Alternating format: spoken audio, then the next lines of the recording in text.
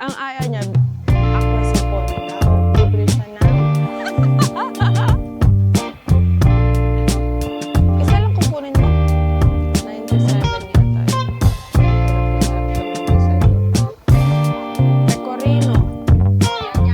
Nanay kong nangiistorbo ng grocery.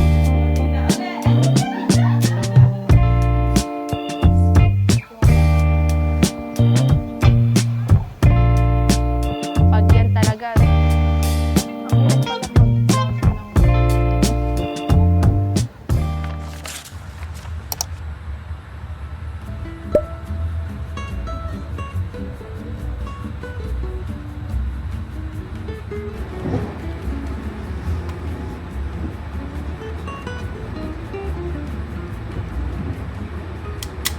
Hindi siya mismo mundo. So, nakarating po kami dito 1 kilometer away from sa bahay namin. Ang aya niya, ako sa pone daw. Bibili siya ng hand cream. Hand cream lang ha. Magkano binayaran mo? 21. 5 items. 4 sa akin, isa sa kanya. Ganon talaga, guys. Happy wife? Ano? Sumagot ka. Happy life. Kailangan lang akong masaya. Passion fruit. Ilan kukunin mo? 5. Isa lang kukunin mo? Prende love. Baka gusto rin nila sa bahay. 97 yata yun. 3 Pepsi. See? Sabi niya, nice. Ito yung mga secret ni Tito Henhen. Pampabata. Diba? Inaasar siya ni Jimbo. Sabi niya, yan pala yung secret mo, ha? Hirap na hirap siya mag-decide, oh. Yung pinakamura pa talaga yung binili mo. May Kinder dun sa taas. Sa kanya yan. Pruto naman ka. Pruta yan pero full of sugar. Patay ka kay Aisel. Sige na, kunin mo na. Ito yung corner na pinupuntahan ko lagi dati. Kasi nag-vegan diet ako. Vegetarian diet pala. Pero hindi na siya natuloy. Aanhin mo. Alin? Ang vino. Hindi namin ko. Ah! Are, frescalo. Hindi naman masarap na yun eh. Nakita mo lang ang presyo eh. Vermentino. Bumili ka lang kung masarap. Pecorino. Yan, masarap yan eh. Ito na lang. Bahala ka. Ito na lang. Nanay kong nangiistorbo ng grocery. Nagpapabili. Pasalubong ko sa iya. Ay, ala, hindi nakatiis ang Tito Henhen. Ali, look.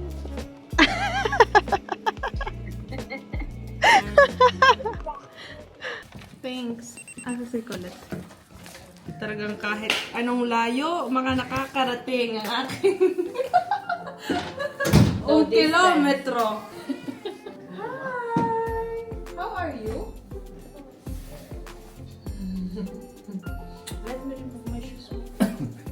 Kakain.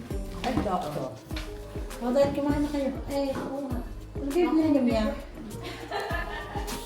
Layo-layo ng dinayo. Ang binili lang ay ano, Oral-B. Yan lang ang akala ko Kay lang ang Rumi. binili niyo. Na, ano ka Ano na? lang? Look. Ano ka ni Tito Henry? Batiin na kayo ni Tito Henhen? Bait. Laksi naman! Mabaligtad. Oh, batiin na ulit.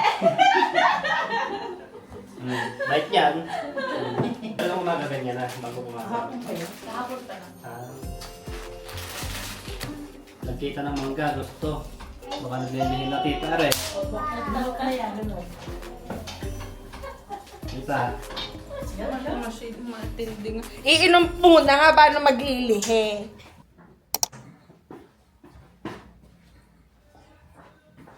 So, may natira pang ensalada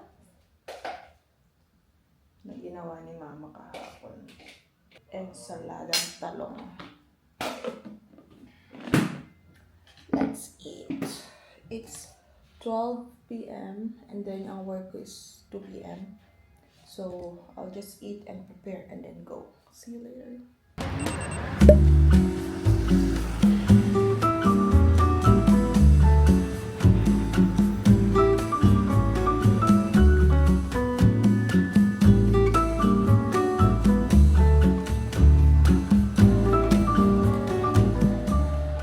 Sobrang lamig and mahangin. So, natutuyo yung mata ko. Good morning. So, we are... Pumarinig ka. Ikaw magiging kapitbahay ka na lang din. Tinan mo. Saan tayo pupunta today?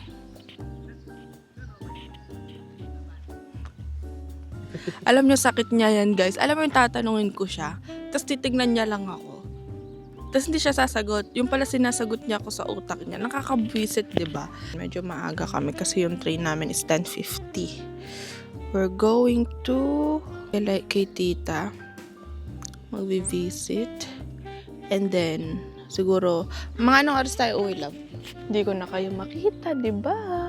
Buti na lang sinuot ko tong lana ng Uniqlo. Pag yan talaga,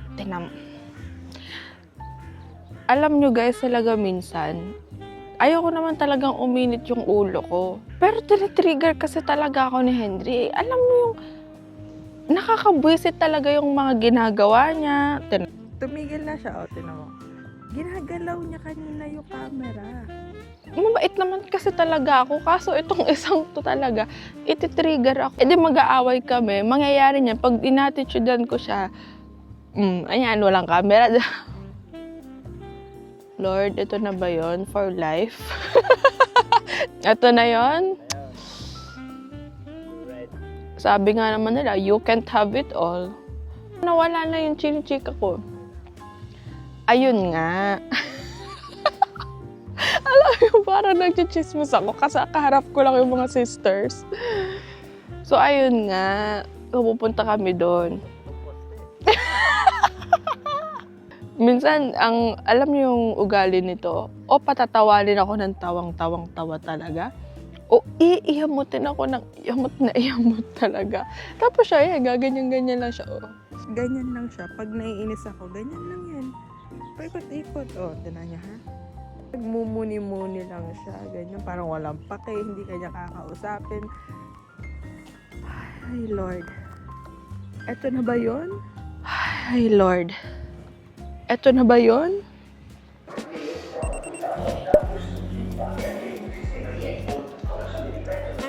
Ayaw niya na naman, nagtatago na naman siya.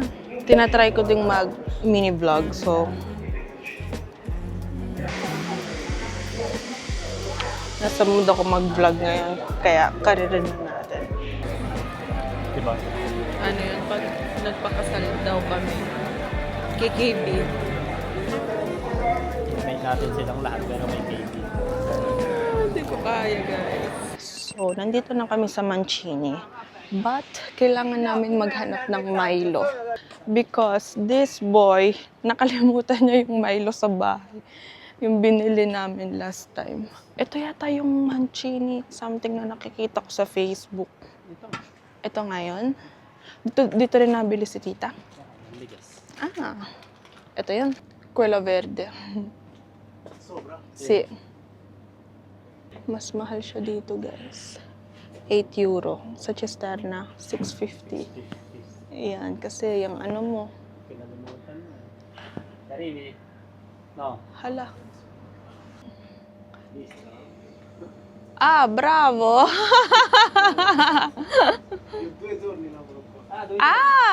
Da poco.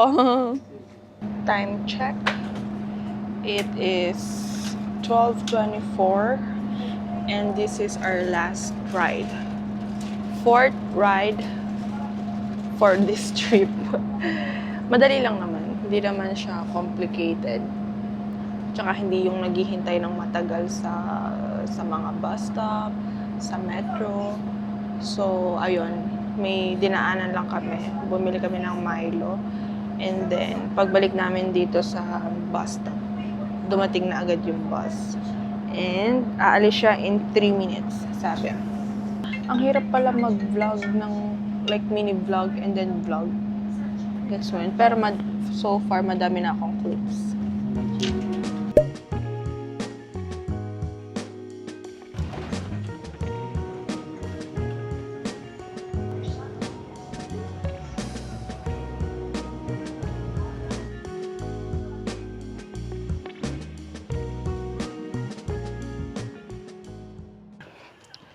So, we made it. Now ay naglalakad dal ang liwanag. Love, may pa-nails. Andito magkano kaya? Nak na po siya, 35 euro. Mahal! Magbayad ka nga doon sa aming baba, 35. Dati, hindi naman, parang 2 volte lang ako nagpa-nails ng 35 euro. Tapos sabi ko, hindi ko siya afford. Hanggang 20 lang ako, 25 maximum sa kamay. Pero dahil malapit na ang summer, tataasan mo yung budget ko ng nails. Sapatos ka na lang lagi eh. Para no, need lang. Kakaiyamot naman, Ari. Siyempre, love. Sayang ang mga sandals ko. Ayoko na lang magsalita at baka kami magsabong na rin dalawang. Ang bilis kong na-distract. Sabi ko, ayoko na lang magsalita kasi alam niya naman, kapag siya mainit ang ulo, mainit din ang ulo ko. Pero pag ako yung mainit ang ulo, kailangan hindi siya mainit ang ulo.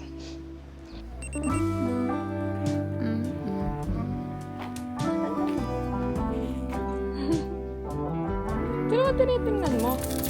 Talk to me and tell me all that you've seen, all the colors. Summer love.